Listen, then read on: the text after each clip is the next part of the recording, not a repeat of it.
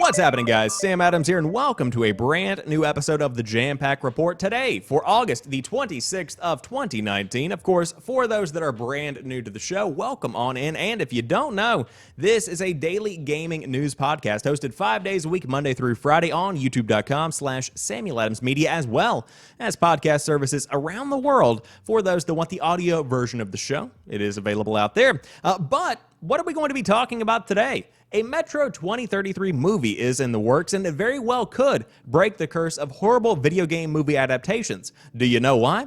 Because it's not based off of the game. Thank God. But that sounds like a really cool project. We will be talking more about that. In addition to this, we are moving on to esports with Dota 2 champions winning more money than top Wimbledon players.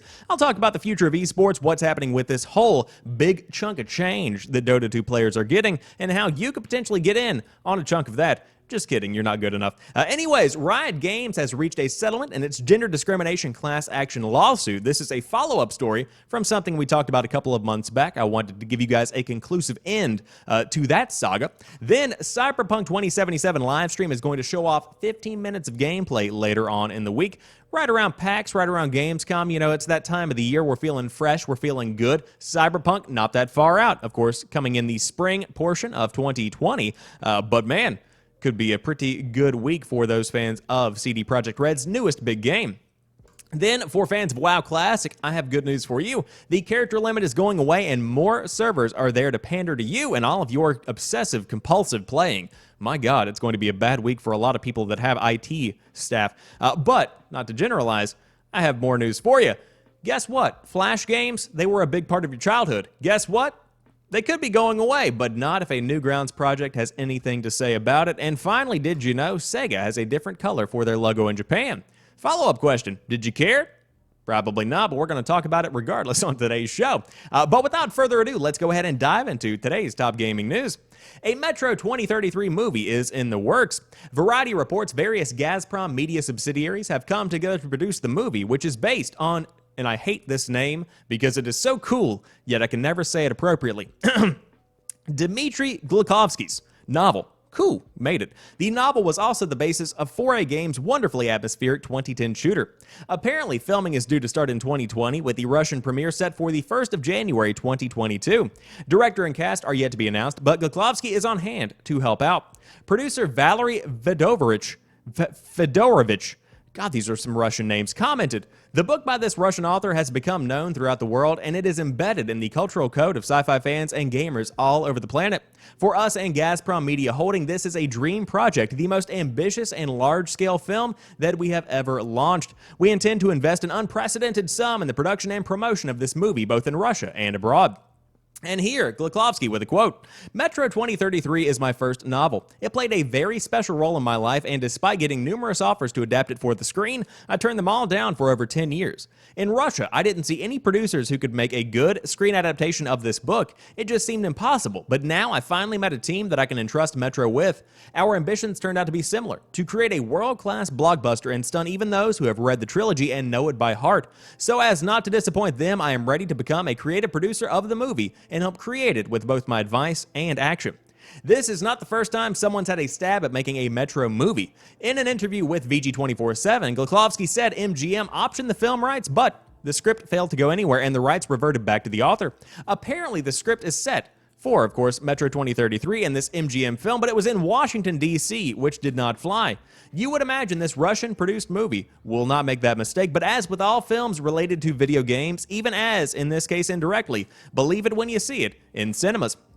Now, of course, this would be a very successful film because of the nature of Metro 2033, and needless to say, video game movies do not have a good rap, and generally, for a good reason, they aren't good.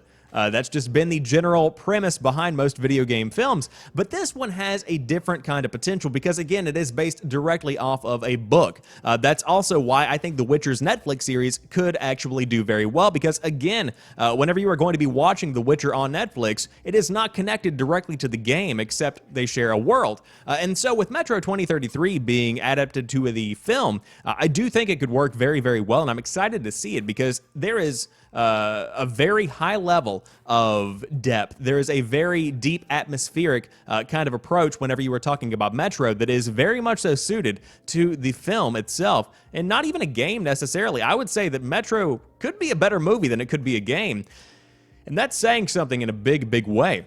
Of course, the Metro games, all phenomenal. Metro Exodus, one of the biggest games of the year. Highly recommend giving it a look if you like realism, if you like the atmospheric world of, post-apocalyptic Russia and a very barren landscape. Love the desolation in the game.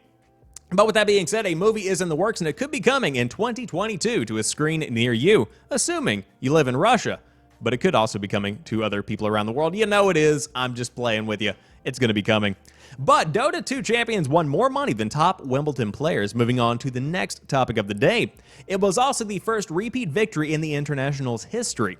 It's not just Fortnite champs who are making conventional sports players seem underpaid. OG has won Valve's The International Dota 2 tournament for the second year in a row, the first time any team has won back-to-back, pulling in a record-setting, get this, $15,603,133 out of an even larger $34,292. $34,292,500. God, I can't read numbers. There's a shit ton of money going around in the prize pool. Basically, they won 15.6 out of $34.2 million.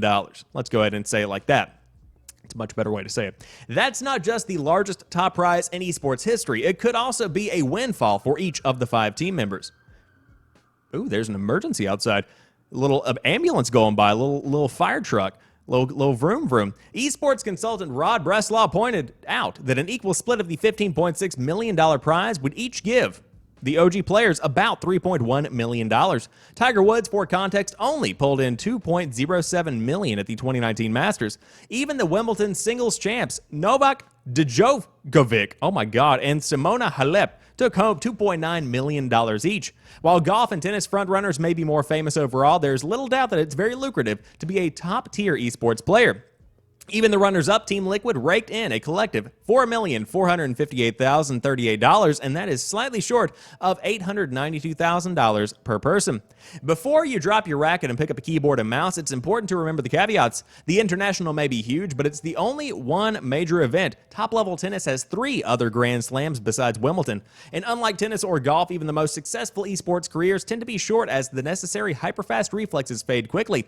Nonetheless, it is hard to look at these figures without at least raising an eyebrow. Competitive gaming now involves massive amounts of money, and that makes it very difficult to ignore. And I would agree with that final statement. Again, just to reiterate, the International put out for the OG team $15,603,133 out of $34,292,599. That's a lot of cash. And I want to just say that esports, people make fun of it. Even in the gaming industry, people are very hesitant about the future of esports, but I think that figures like this prove that funding is there.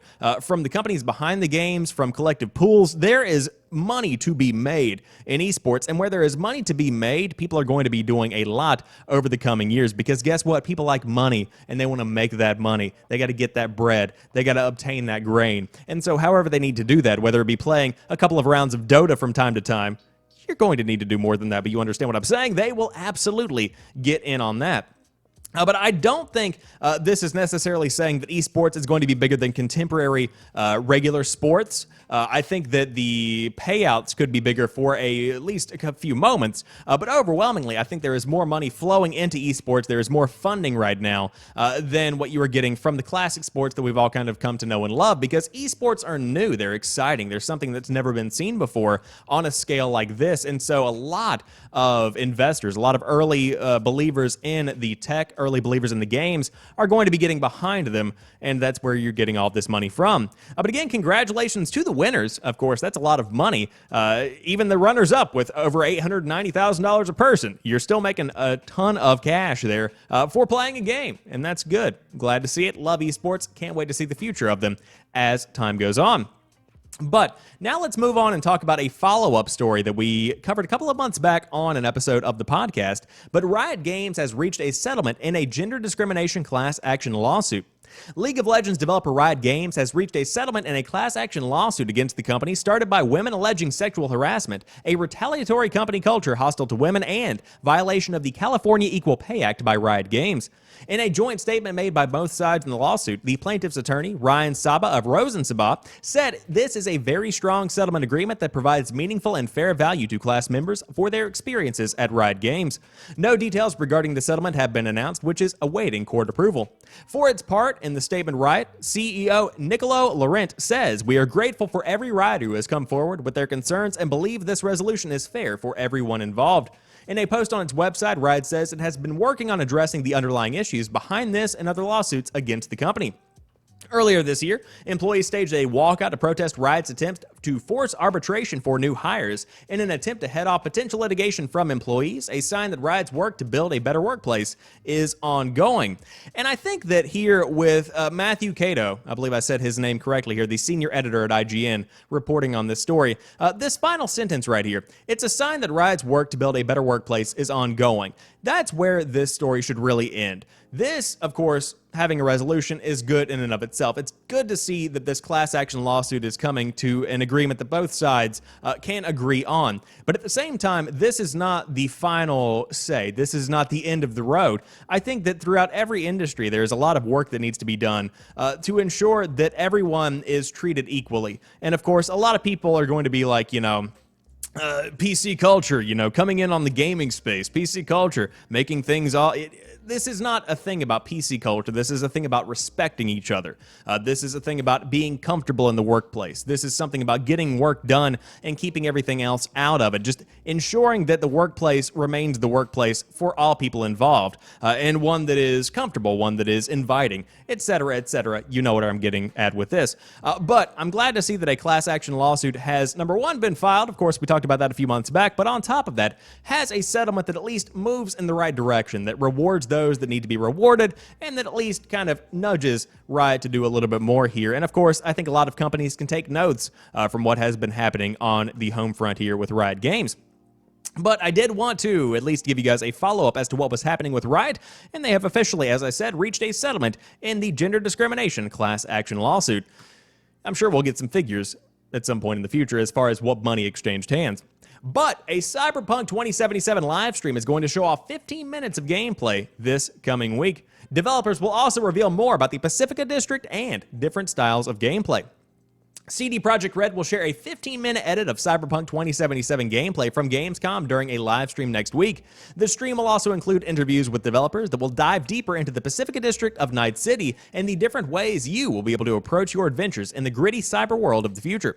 The studio also announced that it has a plan to serve up gameplay at PAX West next week, and that has been changed, and it will instead be streaming from Warsaw. The cosplay contest is still a go, but the developers panel is not.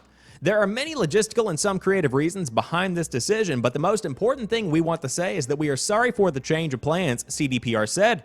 We know that many of you waited to meet us face-to-face in Seattle, and it bums us out that we won't be able to see each other there. The Cyberpunk 2077 live stream will get underway at 8 p.m. CEST, 2 p.m. ET, 11 a.m. PT on August the 30th. Of course, a quick Google can let you know when it is going to be available in your own time zone. And of course, it will be available on CD Projekt Red's Twitch and Mixer channels. Again, 2 p.m. Eastern Time, 11 a.m. Pacific Time on August the 30th, just 5 days away.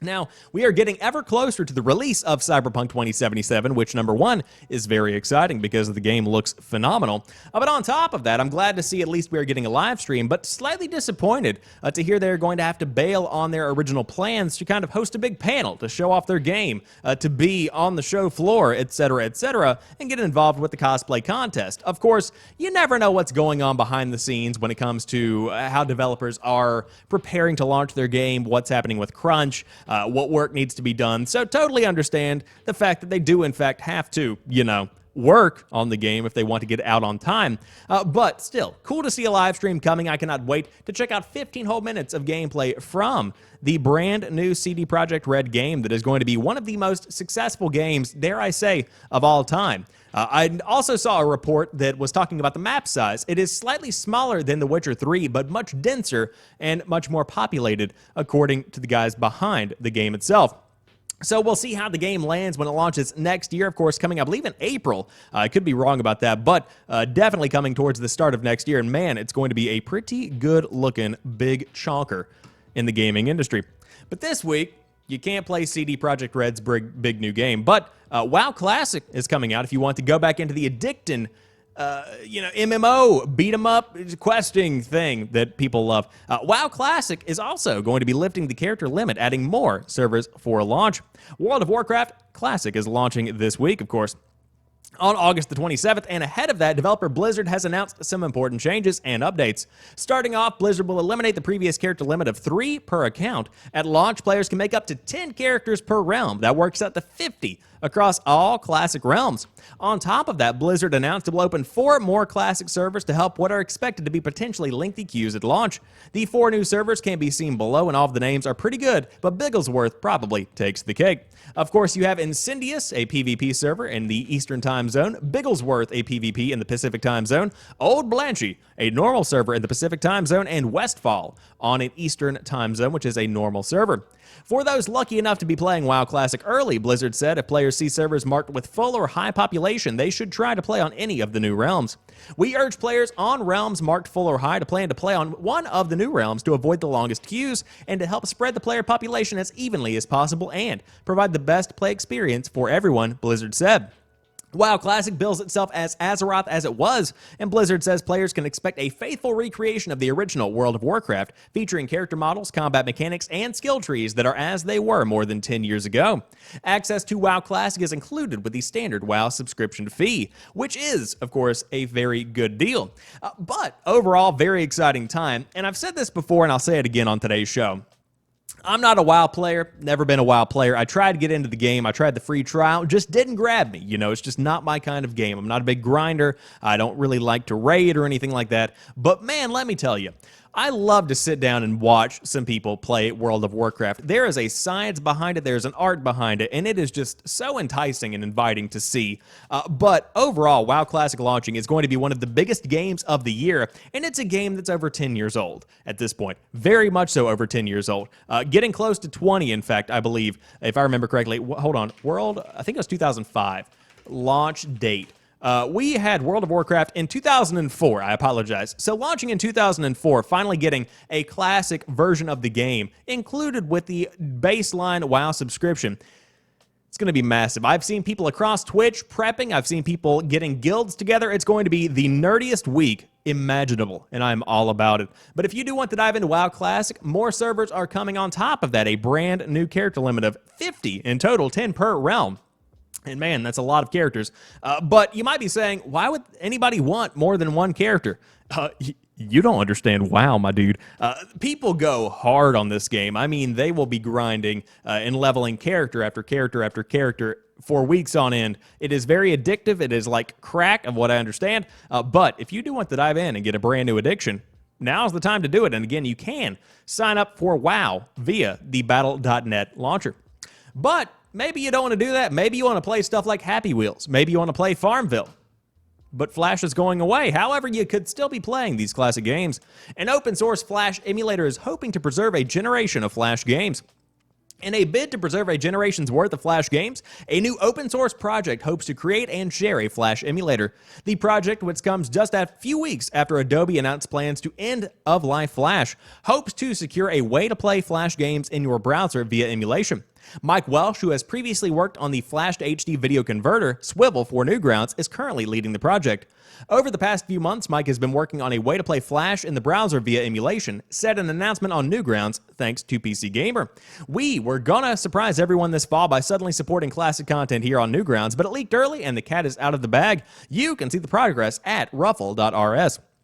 Written in the Rust programming language, the emulator called Ruffle is an open source project that also helps to create a browser extension that detects old Flash embedded code and swaps it with Ruffle, meaning you could visit any old website and the Flash will eventually just work. Newgrounds itself, a community of artists, game developers, musicians, voice actors, and writers who create and share user-generated content such as gaming, film, audio, and artwork composition, is going as far as to incorporate the tech in its own website so that it will natively run Flash projects regardless of whether the user has the plugin or not. We are adding a true/false attribute to every Flash project to track whether it works in emulation, said Newgrounds staffer and game developer Tom Fulp. The initial rollout will cover animated content, then gradually expand to cover more and more games. We will also be tracking which Flash games are touchscreen friendly because they will work on mobile for the first time ever. As Edwin opined?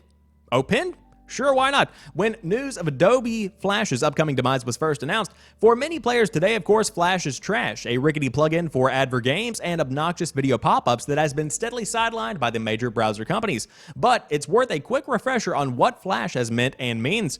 Flash also meant Farmville, the greatest of Facebook's bucolic time wasters. Bucolic? Never heard that word before. And Candy Crush Saga, which made its debut on King.com in 2010. In fact, there was a period when Flash meant the so-called rich, that is to say animated or interactive browser-based experiences, full stop. And I think that's really what I want to drive home here. We wouldn't have the modern gaming industry without Flash. The way that many mobile games work today, the way that many franchises have risen to the top has been through the support of Flash. And so in the spirit of preservation, in the spirit of ensuring that these games can be played for years and years to come, regardless of their fidelity, I think that it's good to have an open source Flash emulator that brings all of these games to a modern audience. And on top of that, I will also say a lot of people are nostalgic for the Flash games. I remember playing them many, many times in elementary and middle school. Whenever I should have been working, I was playing tons and tons of Flash games on various websites of various quality, but they killed time, and I have a small space in my heart for those games themselves. But of course, very cool to see Newgrounds getting behind this project in a big way. And again, I'm a big fan of game preservation. These are pieces of art, regardless of the quality of pieces of art. I mean, you could go so far as to say some of what Picasso made looks like hot garbage, but it's still fine art. And I think Flash games are similar. Make no mistake, I'm not saying many Flash games are like Picasso art pieces, but you understand my metaphor here. But if you do want to check out the project, of course, you can check it out on ruffle.rs if you did want to give it a look. But did you know Sega's logo is a different color in Japan? That's right, indeed. File this under things I had not even noticed, yet alone thought to ask. Over the weekend, Japanese developer Yuichiro Kitao, I'm so bad at names, I Am Setsuna and Crystar fame, pondered on Twitter why some Sega games had different colored logos than others. While this could have been some idle observation, it turns out he was onto something. Sega of America's director of production, Sam Mullen, confirmed Kitao's, I believe I said that correctly this time, theory that yes, Sega uses a different color for its logo in Japan than it does anywhere else in the world. And of course, there you can see it. It is a bit lighter on one versus a bit darker on the other. I believe the bottom one is the North American worldwide version and the lighter one is the Japanese version, which is what they say in the article right below the picture that I just tried to commentate on. It is not known why that's the case, but the shift took place in the early 2000s, so you will only notice it on games released after Sega quit the hardware business.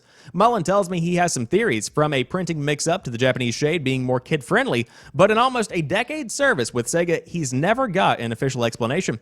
I want to believe that one day some intern saved the wrong color profile, the logos got split, and ever since everyone has just run with it, assuming somebody made a call that nobody actually did. And so this is one of those pieces that I wanted to talk about simply because it's funny. I don't know why I want to cover this, but it's one of those little history pieces. It's a piece of gaming culture that nobody can explain, nobody has any explanation for, and overwhelmingly, nobody really cares except for me and except for the people that love the overall gaming culture, gaming history. It's one of those little quirks that I'm sure somebody will talk about for years down the line. But regardless, that rounds out today's episode of the Jampack Report. Of course, if you are brand new to the show, I do hope you enjoyed what I brought to the table. But again, it is hosted 5 days a week, Monday through Friday on youtube.com/SamuelAdamsMedia, as well as podcast services around the world if you did want to give it a look or a listen. But until tomorrow, you guys have a fantastic rest of your day. I will talk to you soon, and peace.